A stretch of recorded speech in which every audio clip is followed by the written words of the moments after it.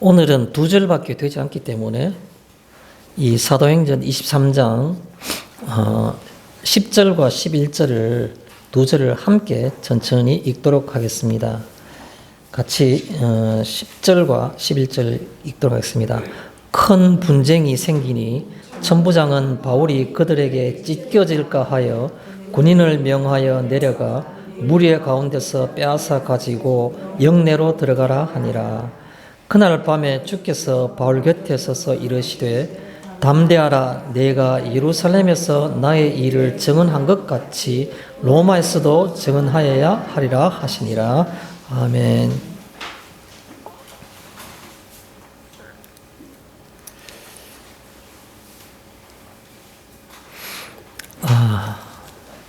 오늘은 5월 첫째 주일이고 또 우리가 교회 절기상으로는 우리가 어린이주일이라 말합니다.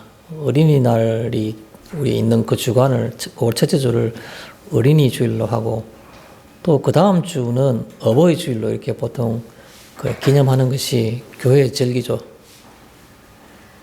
그래서 특별히 어린이주일에 대한 예배와 순서는 가지지 않지만 그냥 우리가 그것을 알고 또 우리 교회도 어린이가 3명 있으니까 예배 후에 또 축하해 주시고 그렇게 사랑도 베풀어 주시면 좋겠습니다.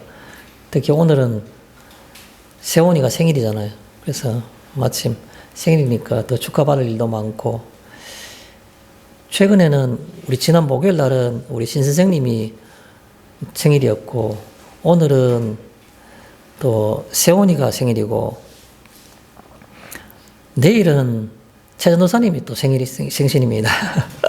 그래서 열흘 사이에 우리 교회 몇 명 되지도 않지만 세 분이나 생일과 생신을 맞아서 어떻게 보면 참 기쁜 날들이 연속된다 이렇게 볼 수가 있습니다.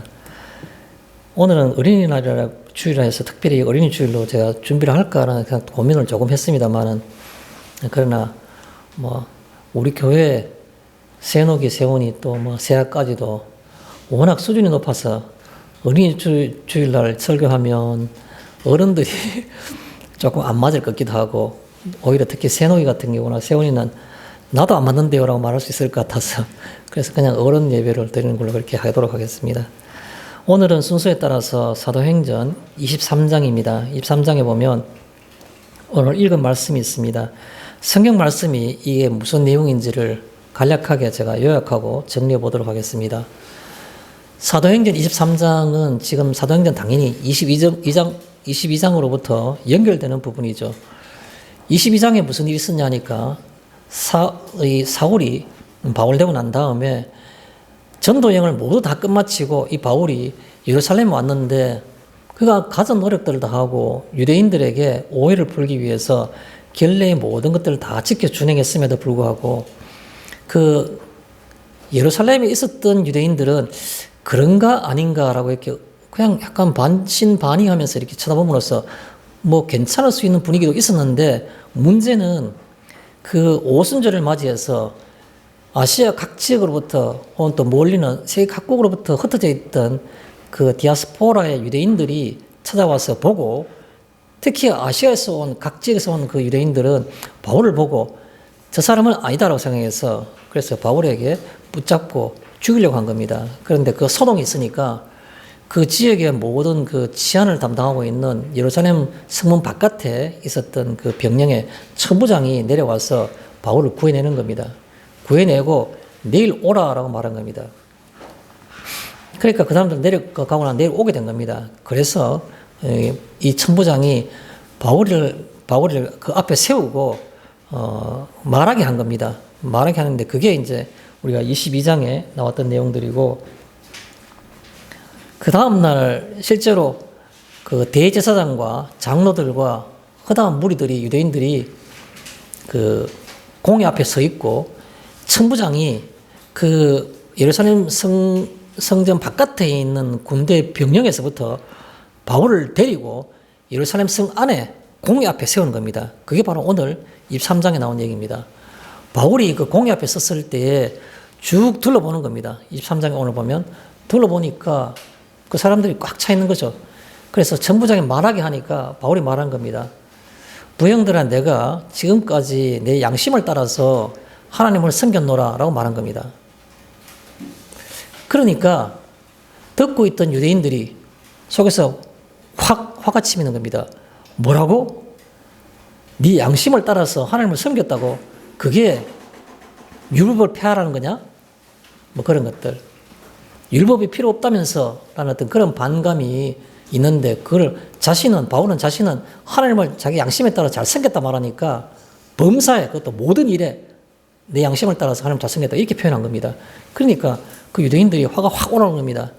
그래서 막 비난을 하고 하니까 그때 그 말 듣고 있던 대제사장이 말을 하기를 바울 곁에 있는 사람에게 명하기를 그 입을 치라. 바울의 입을 뭐 주먹으로 치란 말이겠죠. 치라라고 말하니까 바울이 그 말 듣고 회칠한 담이여 내가 율법을 가지고 나를 심판한다 하더니 내가 율법을 범하느냐라고 말한 겁니다. 그러니까 듣고 있던 사람들이 내가 어찌하여 대제사장을 욕하느냐라고 말한 겁니다. 그러니까 바울이 말할 때 나는 그가 대제사장인 줄을 알지 못하노라 라고 말하면서 둘러보니까 그에 있는 모든 무리들이 한 두 부류의 무리가 모였는데 한 부류는 바리새파고 또 한 부류는 사두개파입니다. 그래서 바리새파와 사두개파, 바리새인과 사두개인들이 두 부류가 그 속에 가득 차 있는 겁니다. 그러니까 바울이 그때 이런 말을 한 겁니다. 나는 바리새인이요 또한 바리새인의 아들이라. 나는 죽은 자의 소망인 부활에 대해서 내가 신문을 받노라 라고 말한 겁니다. 자신이 바리새인이고 자기 아버지도 바리새인이고 바리새인들이 믿고 있는 것이 바로 뭐냐 하면 바리새인 사두개파와 가장 근본적인 차이점이 뭐냐 하면 그 부활 그리고 천사 그리고 영 이런 그 영체에 대해서는 인정하는 쪽은 바리새파고 그 세 가지를 전혀 인정하지 않는 것은 사두개파입니다. 그러다 보니까 이 두 큰 무리들 사이에서 다툼이 생긴 겁니다. 그러니까 그 중에서 바리새파인 한 사람 서기관들 중에서 일부가 일어나서 하는 말이 이 사람은 죄가 없다라고 하는 겁니다. 이 사람에게 하게 한 말이 만약 천사나 영이 이 사람에게 말을 하게 했다면 우리가 그것을 거스를 수 없다라고 말하면서 이 사람은 죄가 없다라고 말하는 겁니다. 그러니까 사두개파는 더 약이 오르고 더 화가 나는 겁니다. 즉 바울은 간교해가지고 바리새파와 이 사두개파 사이에 이간질해가지고 자신이 이 위기를 모면하려는구나 라는 생각이 드니까 극렬한 반응을 하는 겁니다. 극렬한 반응이 워낙 심하다 보니까 그 공회를 모아놓고 이 바울을 데려갔던 천부장이 분위기를 보니까 이거 이래서 안 되겠다고 생각합니다. 그래서 나온 얘기가 바로 오늘 10절에 나온 얘기입니다. 큰 다툼이 생기니라는 말 그 말입니다. 천부장은 바울이 그들에게로부터 해서 찢겨질까 하여 여러분 사람 몸이 찢겨진다는 말은 무슨 말입니까? 극도의 분노를 통해서 이성을 잃고 무조건 사람을 극렬하게 이렇게 처리할까 싶어서 그게 걱정이 돼서 군인을 명해서 무리로부터 바울을 빼앗아서 병영에 데리고 들어가라 라고 말한 겁니다. 그래서 그게 바로 오늘 이 10절에 있는 얘기입니다. 그래서 바울이 그 찢겨질 수 있는 그 아주 극도의 위기 속에서 천부장이 군인들의 도움을 받아가지고 그를 다시 그 군대 병영 부대 안에 안에 들어가게 하고 그래서 그날 밤에 11절은 바로 뭐냐면 그날 밤에 주께서 바울 곁에 서서 이르시되 담대하라 내가 예루살렘에서 나의 일을 증언한 것과 같이 로마에서도 증언하여야 하리라 하시니라 라는 것이 바로 오늘 11절에 있는 얘기입니다. 그럼 나머지 12절부터 그 23장이 아마 30절까지 있는 걸로 알고 있습니다. 뒤에 있는 끝까지 23장에는 무슨 내용이 있을까요? 거기 보면 바울이 그 병영에 들어가 난 다음에 날이 새고 밤이 새고 난 다음에 그 다음에 그 아마 사두개파들이겠죠. 그 중에서 바울을 죽이기 전까지는 먹지도 마시지도 않겠다 하는 결심한 사람이 40명이 있는 겁니다. 이 40명이 대제사장에 가서 부탁을 하는 겁니다. 다시 한 번만 더 그 부대에서부터 우리가 좀 더 한 번만 더 신문할 겠다 해서 공회 앞에 한번 세워달라. 세우면 우리가 그 부대에서 예루살렘 공회 앞에 오는 도중에 길에 매복하고 있다가 물론 그때는 로마 군인들 일부 따라오겠죠. 그러나 로마 군인들하고 뭐 몇 명이 죽더라도 싸워서 바울을 일단 죽이겠다. 바울을 죽이기까지는 절대로 우리가 먹지도 마시지도 않겠다라는 말을 하면서 대제사장에게 다만 천부장에게서 바울을 한 번만 더 예루살렘에 데려오게 해달라. 그 부탁을 하는 겁니다. 그 얘기를 어떻게 알았는지 바울의 그 육신의 생질인 그걸 생질이 그걸 들은 겁니다. 그래서 그거를 가르쳐 주기 위해서 이 생질이 그 천부장이 있는 부대로 가는 겁니다. 가서 천부장에게 이 사실을 하나하나 다 낱낱이 얘기하는 겁니다. 얘기하니까 천부장이 듣고 알았다. 그러면 너는 내게 절대로 그 말 했다는 말을 딴 사람에 전하지 말고 그냥 가만히 있어라 라고 말하고 그날 그 밤에 밤 3시에라고 표현하고 있습니다. 3시란 것은 우리가 그 신약 성경에 나오는 이 시간은 뭐 예수님이 늘 말씀하실 때도 똑같이 했지만 표현이 이렇게 생각합니다. 낮 시간도 마찬가지로 아침 6시부터 저녁 6시까지 이 12시간이지 않습니까? 현재 시간 똑같습니다. 아침 6시부터 저녁 6시까지를 낮 시간으로 뭐 제1시, 2시, 3시, 4시 예를 들어서 낮 뭐 6시라 하면 정오를 가리키는 거겠죠. 밤도 마찬가지입니다. 밤도 12시간 나눈 겁니다. 그러면 저녁 6시부터 아침에 6시까지를 밤 시간을 따지는 겁니다. 밤 3시에라는 말은 6시부터니까 저녁 9시가 된 겁니다. 밤 9시에. 밤 9시에 그 천부장인 루시아가 어마어마한 군대를 보내는 겁니다. 백부장 둘을 지휘하게 해가지고 그 중에서 보병 200명. 걸어가면서 그 전쟁 치는 사람이죠. 보병 200명. 그리고 기병, 말 탄 사람 70명. 그리고 창군 200명. 창을 들고 있는 사람 200명. 총 470명을 바울 호야에서 그걸 어디를 보냐면 그 당시에 유대 총독으로 있던 사람은 벨릭스라는 사람인데 벨릭스가 있는 것이 가이사라에 있었습니다. 그래서 가이사라 벨릭스에게 보내는 겁니다. 대략 이 예루살렘에서 가이사라까지가 거리는 한 110km쯤 됩니다. 그런데 그 밤 9시에 470명을 군대를 보내가지고 바울을 호송하게 해서 그래서 그냥 보냈는데 가이사라를 벨릭스에게 총독에게 보낸 겁니다. 총독에게 재판받게 하기 위해서. 그래서 뭐 영문 없이 보내면 안 되니까 이 천부장인 루시아가 벨릭스 총독이 유대 총독인 그 로마 사람이죠. 벨릭스에게 보낼 때는 사유를 쓴 겁니다. 유대인들이 한 사람을 죽이려 하는 것을 보고 소동이 일어났는데 그가 로마인인 줄 알고 구해내서 그를 총독 앞에서 재판받기 위해서 이 사람을 보내나이다 라고 이렇게 편지글을 써서 루시아가 벨릭스에게 이 바울과 함께 편지글을 보낸 겁니다. 그런데 가다가 110km쯤 되는 그 사이 공간이지만 대략 예루살렘에서 반 정도 더 넘어가는 70km쯤 된 데 가면 안디바들이라는 곳이 있습니다. 안디바들이라는 도시, 조그만 소도시가 있는데 그 안디바들이까지 갔을 때는 아마도 생각할 때는 밤에 적어도 뭐 상당한 시간이 지났겠습니까? 뭐 한 12시간 이상 지났겠죠. 그래서 그 정도 갖고 위해서는 따라올 사람도 없으니까 그 갔던 나머지 사람들은 400명이 되는 보병과 그리고 그 창군들은 다 돌아오게 하고 70명의 기마병들만 그 호송에게서 안디바드리에서 마지막 가이사라까지 호송하게 되는 겁니다.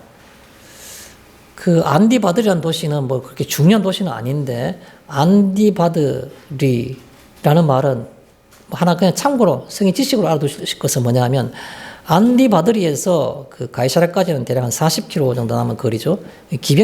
기마병들이 데려갔기 때문에 빠른 기간에 아마 이동했을 겁니다. 그런데 그 도시는 누구 이름을 땄는데 그게 바로 뭐냐 하면 안디바드리라는 말은 안디파트라는 말입니다.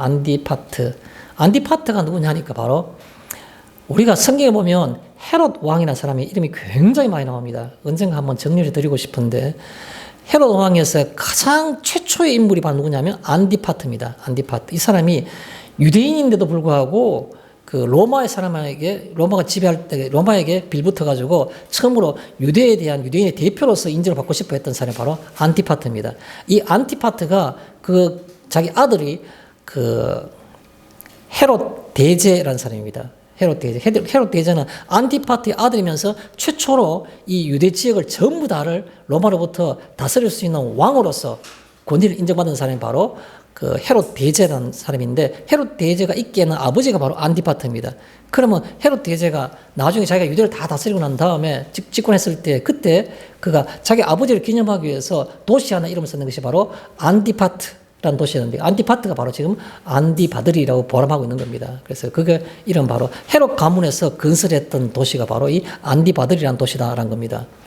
물론 나중에 여러분 보시면은 그 헤롯 대제는 그 예수님이 태어날 때 그때 동방박사 사람의 얘기를 듣고 아기가 태어난 시기와 장소를 내가 갈 때 알려주고 가라라고 말하면서 그가 죽이려고 했을 때 그때 그 사람이 바로 헤롯 대제입니다.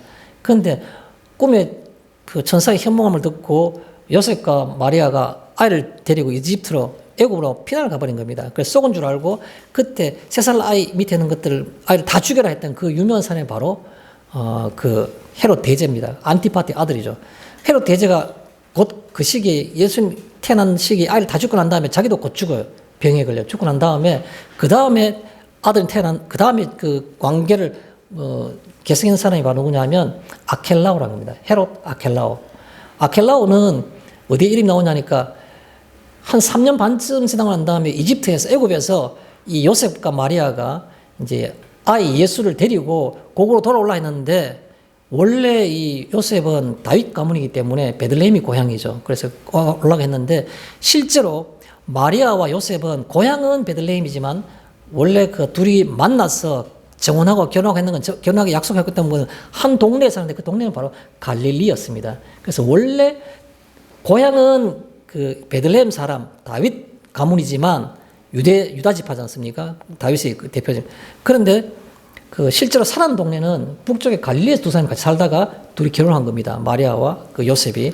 그러다 보니까 그가 고국으로 돌아왔을 때는 당연히 이미 여기 갔다 오니까 자기 고향에 가서 정착을 할까 해서 생각했는데 아켈라오가 그의 아버지의 뒤를 이어서 임금이 됨을 듣고 두려워하여 갈릴리로 갔더라는 성경이 나옵니다. 그래서 아켈라오는 그때 나오는 거 아켈라오는 그때 잠시 한 1년 정도 있다가 워낙 폭정을 하는 바람에 로마로부터 왕위를 뺏기게 된 겁니다.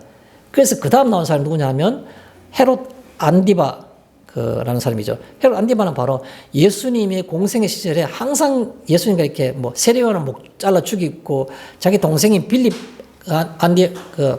헤롯에게서 그 동생을 뺏고 했던 그 사람, 유명한 사람이죠. 교활한 여우라고 예수님께서 말씀하셨던 그 헤롯 안디바가 바로 성경에 늘 헤롯 왕이라는 말을 써서 항상 헤롯 안디바를 가리키는 겁니다.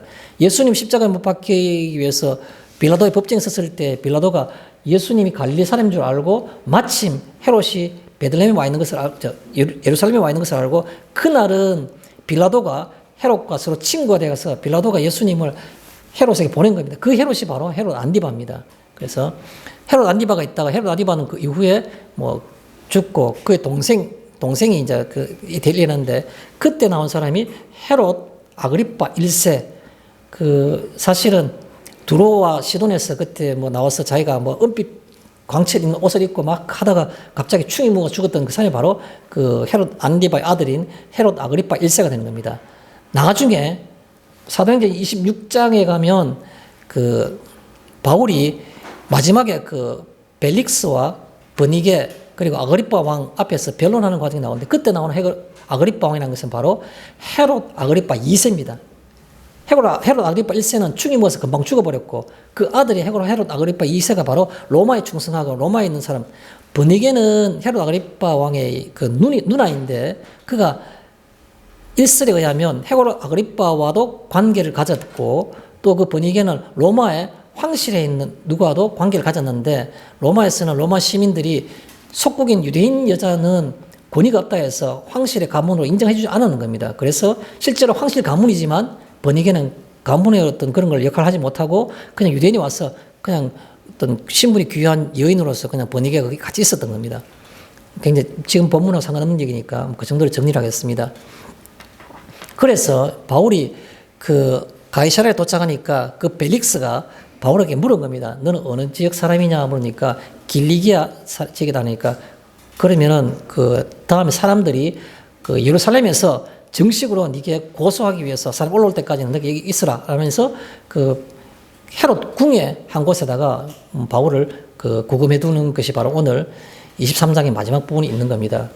24장에 가게 되면 곧 이어 나오는 말이 나흘 후에라는 말이 곧 나옵니다. 다음 장에 가면 나흘 후에 예루살렘에서 대제사장인 아나니아 그리고 변호사인 드둘로 그리고 수많은 장로들이 다 올라와가지고 이제는 이 벨릭스 총독 앞에서 가이사랴에서 신문하는 과정이, 재판하는 과정이 24장에 나오는 겁니다. 여러분들, 오늘 이 본문 말씀이 2절밖에 되지 않지만 사도행전 23장 10절과 11절 제목을 그냥 담대하라 라는 제목을 가지고 말씀을 드리고 싶습니다. 그날 밤에 주께서 바울 곁에 서서 이르시되 담대하라 이렇게 말씀하신 겁니다. 담대하라. 저는 그냥 편하게 여러분에게 질문을 드리고 싶은 게 하나 있습니다. 여러분들은 그 삶을 살아가실 때 정말 나는 담대해야 돼. 나는 정말 용기가 필요해. 내게 참 이런 담대함이 필요해. 주께서 내게도 옆에 서셔서 담대하라고 말씀해 주셨으면 좋겠어 라고 생각하시는지요? 저는 묻고 싶은 겁니다. 아닐 수도 있습니다. 물론 아니길 바라는 건 아니지만 아닐 수도 있습니다. 내 힘만으로 충분한 사람은 담대할 필요가 없는 겁니다. 그렇지 않습니까? 내 힘이 부족하고 내 역량이 미치지 못한다고 생각하는 사람들에게만 주님의 위로가 격려와 그것이 필요한 겁니다. 담대하라고. 그런데 내가 이미 내 힘으로 다 할 수 있는데 주님의 담대하라는 그 위로나 격려가 필요 없다는 것도 있을 수 있는 겁니다. 또 있어요. 내 힘이 차고 넘쳐서 담대라는 말이 필요 없을 수도 있고 또 하나 내가 외형적으로는 기독교인이고 내가 성도라고 말하지만 내 삶의 질이 내 삶의 색깔이 그리스도인과 상관없는 것이라서 담대할 필요가 없는 겁니다. 그냥 물에 물 탄 듯 술에 술 탄 듯 서양 사람이나 뭐 별로 구별이 없어요. 담대할 필요가 없는 겁니다. 왜 담대할 필요합니까? 담대할 필요 없어요. 그냥 편하게 사는 겁니다. 뭐가 불편한데요? 어려울 게 하나도 없다는 뜻입니다. 담대한 것은 내 힘이 넘치든지 그렇지 않으면 내가 세상과는 다른 길을 갔을 때만 필요한 게 바로 담대한 겁니다. 왜요? 대다수의 사람들, 세상의 대다수의 사람들은 믿지 않는 사람들일 수도 있고 또 믿는 사람들의 상당수의 많은 사람들이 넓은 길로 간다 했으니까 분명히 같지 않음에 대한 핍박과 같지 않음에 대한 그 어떤 질시와 같지 않음에 대한 어떤 그런 뭐랄까요? 증오가 반드시 있는 겁니다. 그것은 내 힘으로는 감당할 수 없는 겁니다. 그래서 담대함이 필요하고 주님의 위로와 격려가 필요한 겁니다. 그렇지 않습니까? 내게는 과연 담대하라고 하시는 예수님의 격려와 위로의 말씀이 내게 필요한가라는 것을 한번 돌아보는 시간이 되었으면 좋겠습니다. 왜 우리는 그런 담대하라는 그 주님 말씀이 필요해야 되는지에 대해서는 본문을 통해서 한 번쯤 살펴보고자 합니다. 사실은 그 담대하라는 말은 그 내면 속에 바탕 속에서 배경이 그 길을 가니까라는 생각을 하셔야 되는 겁니다. 내가 그 길을 가기 때문에 the way, 그 길. 여러분들 우리가 그냥 편하게 그냥 웃는 말로, 뭐 웃은 말로 그게 변할 수 있죠. 여러분 동양에서 말하고 있는 가장 어떤 그 철학적인 심오한 경지, 깨달음, 그걸 뭐라고 말합니까? 도라 말이죠. 도. 그 도를 우리가 표현할 때 한자로 무슨 글자를 쓰십니까? 지난주 보니까 세녹이 한자 잘 알던데 한식도 읽을 줄 알고 다 알던데 도가 무슨 글자를 도로 씁니까? 길도자를 씁니다. 길도. 그 길입니다. 길. 도마가 주에 가는 길을 내가 알지 못한다고 말했잖아요. 길을 알지 못한다고. 예수님은 내가 곧 유일한 길이라 말했지 않습니까? 그 길, the way, 길. 그 길을 알고 그 길을 가는 사람만이 담대하라는 예수님의 격려가 필요한 겁니다. 그 길이 뭔지도 모르고 알고는 있지만 가기를 꺼려하며 습관적으로 그것을 피해가는 사람에게는 담대하는 말이 필요가 없는 겁니다.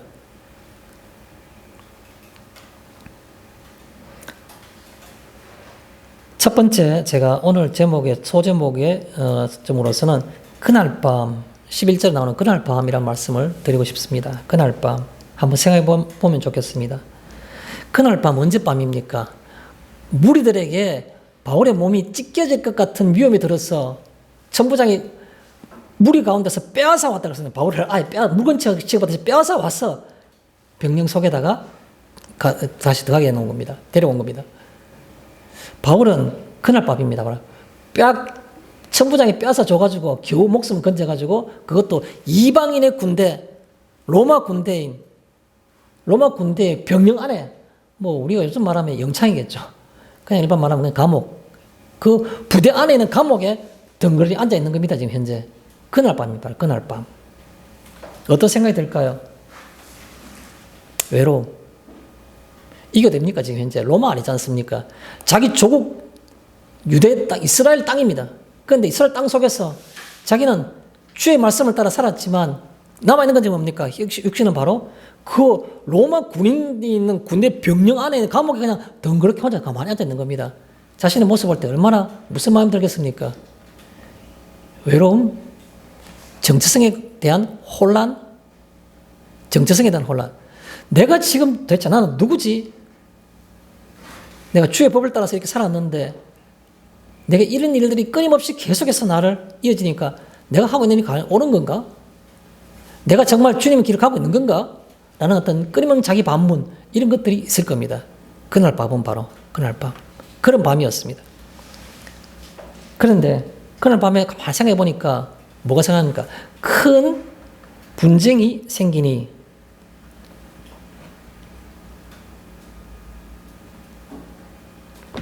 낮에 바리새파와 사두개파들이 서로 싸우면서 바리새파가 약간 바울을 두둔하니까 사두개인들은 그 분노가 더 극에 치달아가지고 뭐 앞뒤 안 보고 무조건 죽이려고 굉장히 소동을 부린 겁니다. 큰 분쟁이 생기니 라는 것을 자신의 목도했는 겁니다. 그때는 정말 어떤 일이 일어나더라도 전혀 이상하지 않을 정도의 극한적인 상황이기 때문에 바울이 조용한 이 밤 시간, 그날 밤에 나중에 있었던 큰 분쟁이 그것을 곰곰이 자기가 한번 생각해 보는 겁니다. 큰 분쟁이 생기니. 그런데요, 뭐가 생각나는 겁니다. 생각났겠습니까? 여기는 예루살렘인데 라는 겁니다. 여기는 예루살렘인데, 예루살렘이 어떤 곳입니까? 바울이 그토록 태어나서부터 그 모든 그 영혼에 동경했던 그 대상이요.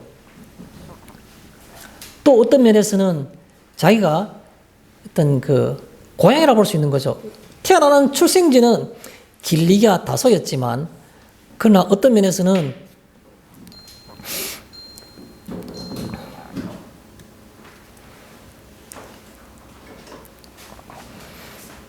실제로 성장한 곳은 어릴 때부터 가말리엘 문화에서 교육을 받기 위해서는 어쩔 수 없이 예루살렘에서 성장한 겁니다.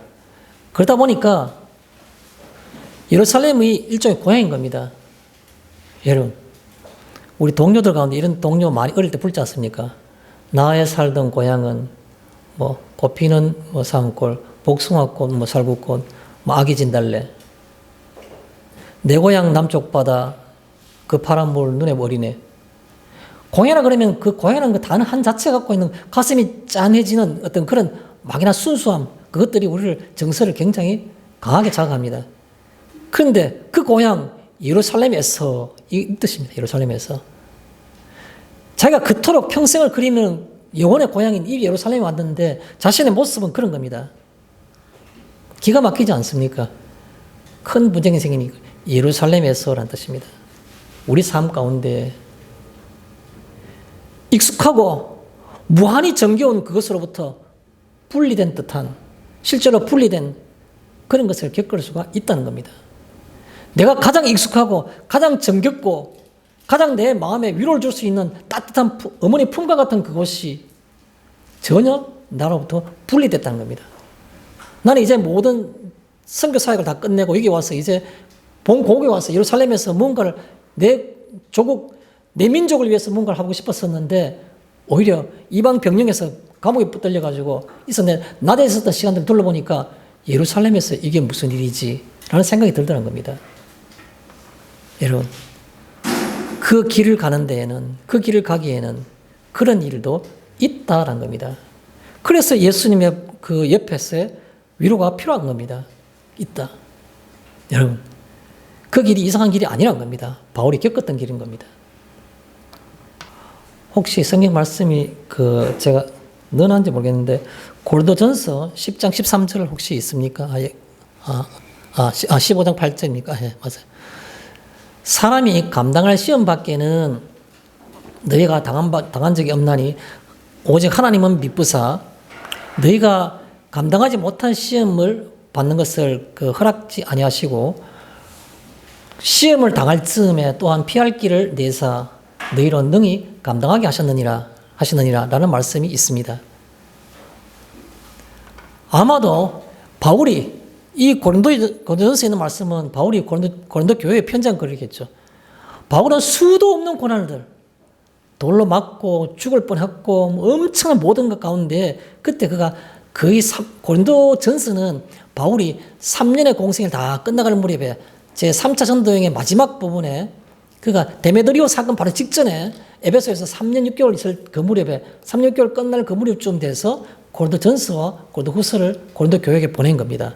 내가 이제 곧 끝나고 나면 내가 너희에게도 갈 일이 있을지 모르겠다. 갔다가 너가 또 예루살렘 갈 거니까 헌금이나 준비해 주면은 내가 가야 되겠다.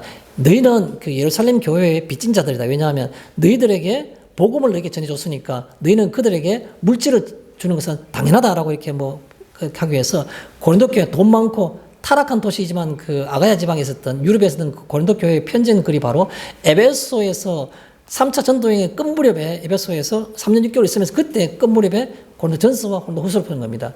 이미 3차 전도를 다 끝낸 무렵이기 때문에 바울의 갖고 있는 그 감정은 이 3차 전도에 흠했던 그 광경들, 흠했던 순간들, 상황들이 쫙 주마등 같이 지나갔을 겁니다. 그러면서 이게 썼는 겁니다. 사람이 감당하지 못할 시험을 하나님께서 주시지 않는다고, 또 그걸 하나님께서 원하시지도 않고, 또 그 시험 당할 쯤에는 반드시 피할 길을 주신다고. 그래서 너가 능히 감당할 수 있다고. 그 말을 그 고린도 교회 사람들에게 말한 것처럼 바울은 이 생각을 갖고 있었던 겁니다. 아마 이 생각이 그날 밤에 바울이 생각 속에 또 나는 겁니다. 그 생각은 또한 누구에게 있어야 되는 겁니까? 우리에게도. 우리라니까 나는 실감 있게 안 느껴진대요. 그럼 그렇게 합시다. 그 길을 가고자 하는 사람에게도. 그 길을 가고자 하는 사람들은 라는 뜻입니다. 그 길을 가고자 하는 사람들은.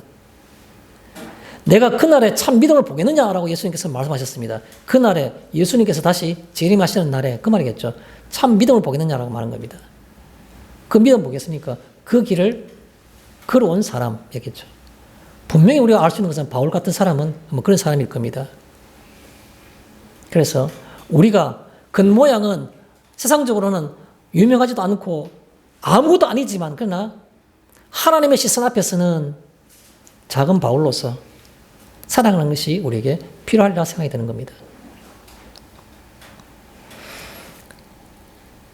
두 번째로 생각하고 싶은 것이 바로 뭐냐면 그날 밤이라는 것의 작은 소제목은 찢겨질까 하여. 아니 사람이 요것도 먹는 것도 마음이 그렇게 불편한데 그것도 한 명 두 명도 아니고 모든 사람으로부터 극렬한 비난을 받는 것이 얼마나 마음 불편한 일입니까? 그런데 몸이 찢겨질 정도로 그만큼 극심한 미움을 받았다는 겁니다. 마음이 편할 수가 없잖아요. 찢겨질까 하여. 그 자체가 뭡니까? 내가 존재하는 내 존재라는 이 삶 자체가 너무 비참하다는 겁니다. 비참하다. 삶이 비참한 겁니다. 여러분, 한 주간의 삶이 내 노력을 하니까 고진감래라고 고생 끝에 달콤한 것이 있으니까 보람도 있고 즐겁고 그렇습니까? 그 길을 가는 사람들은 아직까지 감래가 없는 겁니다. 고집만 있고. 그렇지 않습니까? 어떻게 알아요? 손해보잖아요. 하나님께서 이 땅에 우리 인생을 허락해 주셨는데 그 속에서 풍성한 삶을 살아야죠. 맞습니다. 주님께서 우리를 풍성하게 하시면 능히 풍성하게 될 줄 저도 믿습니다. 그런데요, 성도는 궁극적인 결과는 어디에 있는 겁니까? 영원한 것입니다. 영원한 것. 잠시 있다 사라지는 것이 아니란 겁니다. 그 길을 가는 사람들은 이 자체가 현실이 지금 너무너무 비참하다 하더라도 뭡니까? 이 비참함은 잠깐 있다 사라지는 아침 안개와 같다는 것을 아셔야 되는 겁니다. 잠깐 있다 사라지는 아침 안개. 저는 개인적으로 그런 생각을 많이 해봅니다.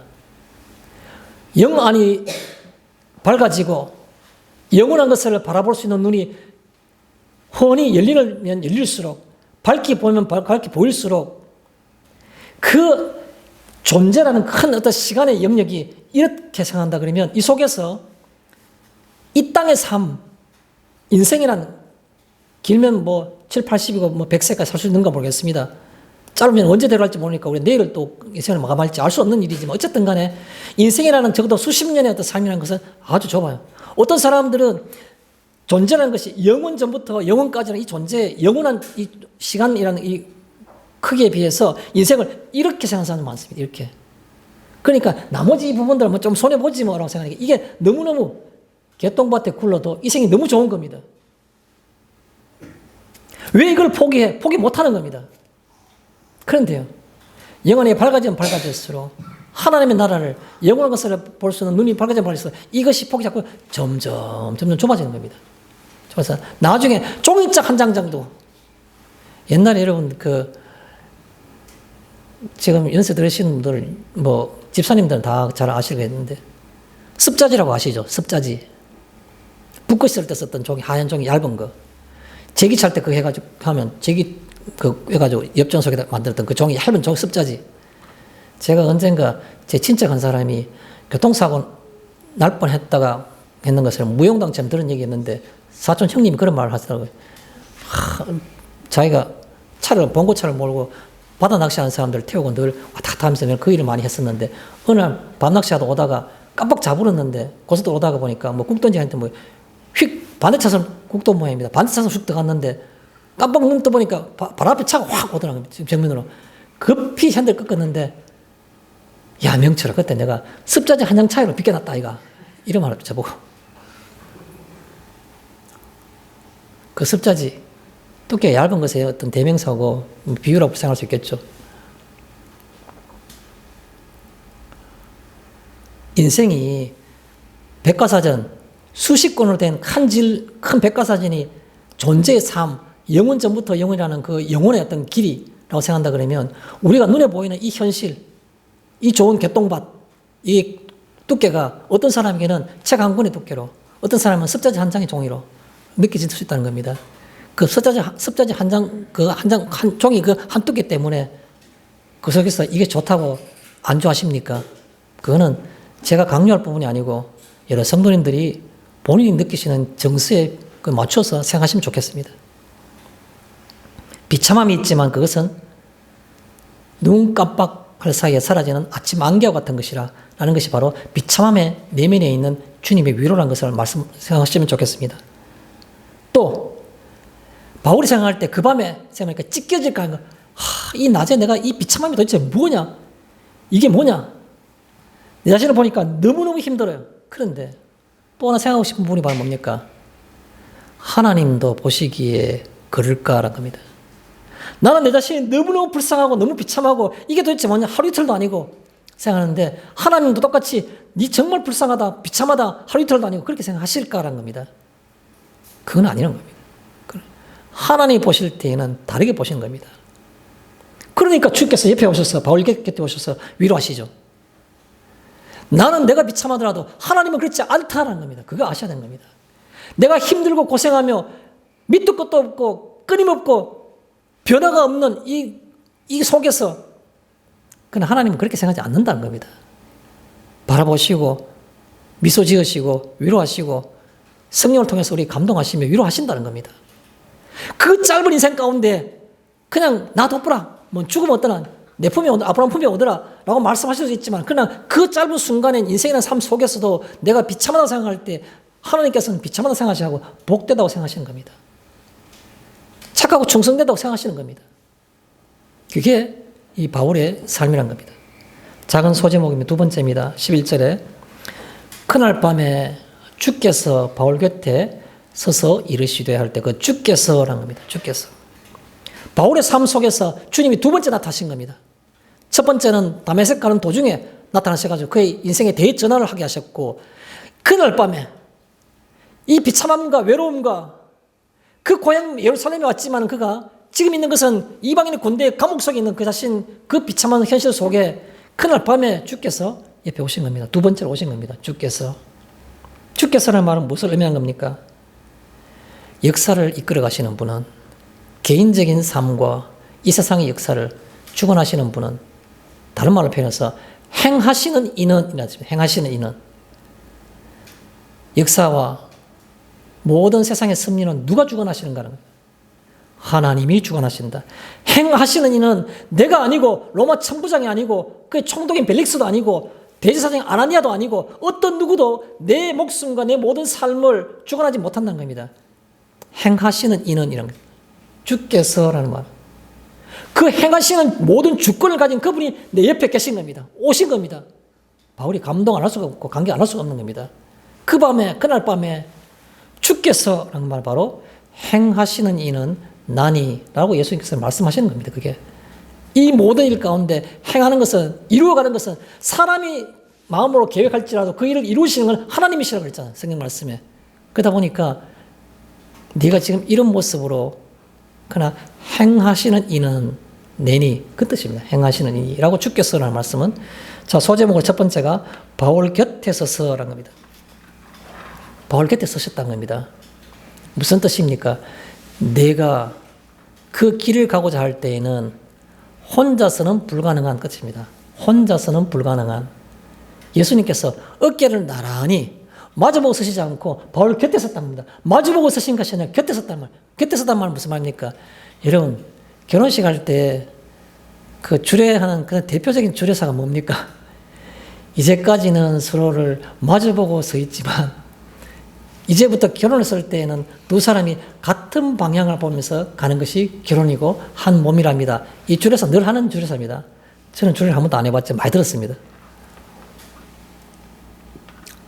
그렇습니다. 주께서 곁에 서셨단 말은 무슨 말입니까? 마주보고 바울을 위로하는 게 아니라 곁에 섰단 말은 뭡니까? 내 혼자 가는 길이 아닌 내 혼자로는 불가능한 그 뜻인 겁니다.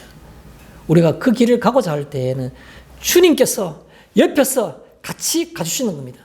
엠마오로 향하는 제자들에게 주님께서 같이 가면서 성경 말씀을 풀어주셨던 것처럼 내가 그 길을 가고자 할 때 주께서 가는 곳마다 그리 가는 것이 아니고 이쪽으로 다리 힘들면 좀 쉬었다 가고 위로의 말씀해 주시는 그분이 곁에 서셨던 그 말, 바로 주께서라는 말은 행하시는 이는 바로 그런 뜻이고 자 거기에 소제목으로서 바울 곁에 서서 혼자로는 불가능한 그리고 동행자가 천사가 아니고 주님께서 직접 그 뜻입니다. 주님께서 직접 그의 길을 가는 그 길을 가고자 할 때에는 주님께서 친히 직접 옆에서 동행하신다는 겁니다. 예수님 말씀 한만 진짜 나도 밤에 잘 때 사무엘아 사무엘아 여호와 하나님께서 엘리 세상에 있을 때 사무엘이 아무도 알아주지 않은 사무엘 어린 소년 사무엘에게 부르시는 것처럼 나도 하나님 음성을 들었으면 좋겠습니다. 네, 좋겠죠. 그러나 더 중요한 것은 음성을 듣는 것보다도 함께 동행하는 것이 더 중요한 겁니다. 함께 어떻게 동행하는 겁니까? 그 길을 가고자 하면요. 그 길을 가고자 하면. 제가 지금 요절을 정확하게 기억을 잘 못하겠는데 요한복음 17장이던가요? 제가 그 구절을 보면 사람이 누구든지 하나님의 일을 하려 하면 이 교훈이 하늘로부터 온 것인지 땅으로부터 온 것인지 너희가 알리라는 말이 있습니다. 둘러 얘기하면 뭡니까? 우리가 그 길을 가고자 하면 그럴 때는 하나님께서 옆에서 도와주셔서 그 뜻을 알게 하신다는 겁니다. 그 길을 가게 하신다는 겁니다. 이 교훈이 하늘로부터 온 것인지 땅으로부터 온 것인지를 알게 하신다 그랬죠. 그렇습니다. 바울 곁에 서서라는 말은 바로 뭐냐 하면 내 혼자로는 불가능한 내가 친히 그런 뜻이 가리는 겁니다. 두 번째 주께서라는 말은 이르시되 바울에게 구체적으로 음성으로 말씀하시는 겁니다. 곁에 서서 바울을 향해서 아주 편안한 표정으로 바울에게 말씀하셨겠죠. 그날 밤에 환상 가운데 바울에게 이르시되 말씀하셨던 겁니다. 뭐를 생각할까요? 다 안다. 다 안다. 말하지 마라. 말할 필요 없다. 다 안다는 겁니다. 주께서 아시오매 우리 늘 그렇게 고백하지 않습니까? 다 안다라는 뜻입니다. 다 안다. 또 하나 더 얘기하고 싶은 것은 너 여기서 안 죽어. 걱정하지 마라. 이 낮에 찢겨질 뻔했지만 안 죽어. 걱정하지 마라. 어디 가야 돼? 로마까지 가야 돼. 그 말 무슨 말입니까? 로마까지 가는 건 아마 이미 예수님께서 다 아시는 거 있는 겁니다. 그래서 다 알고 있는 뿐만 아니라 또 뭡니까? 내가 이것도 고난받아야 되고 저것도 고난받아야 되니 내가 아닌 내가라는 뜻입니다. 예수님께서 뭐라고 바울에게 위로의 말씀하셨을까요? 담대하라 말씀하셨는데 담대하라 말씀한 가운데 뭡니까? 네 힘으로 할 수 있는 게 있느냐? 그거 아니지 않습니까? 너는 네가 해야 된다고 생각하니까 이 고난도 내가 받았고 돌로 내가 맞아야 되고 죽을 뻔한 것도 내가 해야 되고 다 하는데 내가 하는 것이 아니고 내가 하는 것이다 라고 하는 겁니다. 내가 아닌 너가 아닌 내가 그 뜻이겠죠. 이르시되 너가 아닌 내가 주님께서 직접 고난 받으시고 돌 맞고 그보다 더한 것도 했죠. 바울이 고린도전서의 말씀에 보면 이런 말씀한 적이 있습니다. 나는 사도들 중에서 가장 작은 자라. 왜냐하면 내가 그 믿는 형제들을 핍박하였습니다. 그것 때문에 자기는 사도들 가운데 자기는 제일 작은 자라 말하는 겁니다. 12사도 위에 추가로 된 것만 해도 가는데 자기는 그 사도 제일 작은 이유가 바로 믿는 자, 그 핍박이기 때문에 그렇다고 말하는 겁니다. 그럼 하물며 예수님은 어떤 고난을 당하셨습니까? 그래서 내가 아닌 내가라는 말 예수님께서 말하고 싶은 겁니다. 마지막으로 세 번째 소제목이 증언하여야 하리라라는 걸 있죠. 증언하여야 하리라. 여러분, 증언하여야 하리라는 말은 무슨 말입니까? 네가 반드시 해야 한다는 겁니다. 그것은 선택사항이 아니고 필수적이고 의무사항이라는 겁니다. 여기 모인 여러 성도님들, 예수님께서 유언을 뭐라고 말씀하셨습니까? 예수님의 유언이 뭡니까? 예수님 부활하신 다음에 그가 40일을 여러 성도들과 함께 나타나시고 지낸 후에 그 갈릴리 해변에서 하늘에 성천하신 겁니다. 그때 하늘로 구름을 타고 천사들과 함께 올라가시면서 뭐라고 말씀하셨습니까? 마태복음 28장 19절과 20절에 뭐라고 말씀하셨습니까? 너희는 가서 모든 민족으로 제자를 삼아 아버지와 아들과 성령의 이름으로 세례를 베풀고 내가 너희에게 분부한 모든 것을 가르쳐 지키게 하라. 볼지어다 내가 세상 끝날까지 너희와 함께 있으리라 하시니라. 이 말씀이 마지막 유언인 겁니다. 소위 우리는 그것을 Great Commission, 대명령, 지상명령이라 말한 겁니다. 마지막 유언적인 명령인 겁니다. 선택했으니까 할 수 있거든. 재능 있는 사람들은 그렇게 하는 게 아닌 겁니다. 모든 사람들. 저도 여러분에게 그렇게 보여주기를 저는 바라고 있고 또 저 또한 여러분도 그런 모습이 있기를 저는 보고 싶습니다. 지상명령. 당신은 왜 그렇게 삽니까? 명령이니까요. 순종해야 되니까요. 안 그렇습니까? 모든 사람이 다 목회자야 되겠습니까? 아니요. 목회자라야지 이 지상명령을 할 수 있는 게 아닌 겁니다. 내가 내 맡은 자리에서 모든 민족을 제자를 삼아가지고 세례를 베풀고 지키게 하라 그랬습니다. 지상명령이기 때문에 증언하는 겁니다. 자, 증언하여야 하라는 것이 지상명령이라는 말씀을 하면서 안에는 소제목 두 가지만 짧게 정리하겠습니다. 예루살렘에서와 같이 로마에서도 그 말이겠죠? 예루살렘에서와 같이. 그런데 흥미로운 얘기를 하고 있습니다. 예수님 뭐라고 말씀하셨습니까? 담대하라. 내가 예루살렘에서와 같이 예루살렘에서 나의 일을 증언한 것과 같이 나의 일을 증언한 것과 같이라 말합니다. 일을 하고 있는 주체는 바울인데 예수님께서는 그것을 자신의 일이라고 말한 겁니다. 나의 일이라고 표현하고 있습니다. 나의 일. 예루살렘에서와 같이라는 말은 바로 그 속에서 나의 일이라는 것을 생각해 보시면 좋겠습니다. 나의 일. 예수님은 승천하셨기 때문에 마지막 당부의 일을 말씀하셨고 명령을 내리셨는데 그것이 바로 그냥 같이 있는 어떤 것이 아니라 반드시 해야 될, 예수님이 다시 이 땅에 있으시면 예수님 제일 먼저 하셔야 될 일, 그런 표현에서 나의 일이라고 말하는 겁니다. 예수님의 일을 우리가 시키는데 우리가 그것을 모른 척, 흉내만 내는 척, 교회 나오는 것이 내 복을 받는 것이라고, 내가 만사 형통하는 것이라고, 그게 나의 일은 아닌 겁니다. 그거는 절대로. 어떻게 교회에서 내가 신앙생활 하는 것이 주의 명령을 따라서 그 일을 행하는 것이 그게 신앙생활이지, 어떻게 내가 잘 되기 위해서 만사 형통하기 위해서 나온 게 어떻게 그게 나의 일이 되는 겁니까? 그거 아무 상관없는 얘기입니다. 그럼에도 불구하고 많은 현대교회들이 잘 먹고 잘 살고 만사 형통하고 복 받는다고 내 영혼이 잘된 같이 내가 범사에 잘 되고 강건하기를 원하나 내 자유를 해석하고 내 한대를 맞춰가지고 그것은 전혀 말씀과 상관없는 얘기들. 나의 일이라는 것을 우리가 생각해 봤으면 좋겠습니다. 예루살렘에서 나의 일을 정하는 것 같이 일하는 나의 일. 또 내가 앞으로 그 길을 가면 항상 이와 같지만 이런 뜻입니다. 예루살렘에서와 같이라는 말은 이와 같지만 늘 이럴 거야. 그러나 습자지와 같이 얇은 거야. 그 뜻입니다. 이와 같지만이라. 마지막으로 로마에서도라는 겁니다. 로마에서도 예루살렘에서도 이렇게 했는데 로마까지 갔어요. 무슨 뜻이겠습니까? 속으로 가장 가치 있는 뜻입니다. 저는 제가 그 책에도 그런 걸 썼지만 제가 늘 강조하고 싶은 게 있습니다.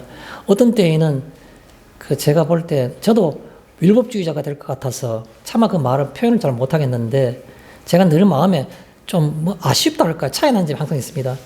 왜 믿는 사람들이 사는 목적과 이유가 없을까라는 생각을 많이 할 때 있습니다. 무슨 말입니까? 빌립보서 1장 20절처럼 내가 사는 것이 그리스도니 죽는 것도 유익함이라 바울은 살아야 될 이유가 없다고 하는 겁니다. 그러나 24절입니까? 뒤에 내 살 것과 내가 살아야 될 유일한 이유가 있다면 그것은 바로 너희 믿음의 진보와 기쁨을 위함이니 내 믿음을 통해서 구원받는 것과 그리고 그 믿음 안에서 기뻐하는 것을 때문에 내가 유일하게 살아야 될 이유가 있다라고 하는 겁니다. 바울이 거기만 얘기했습니까? 아니요. 그렇지 않습니다.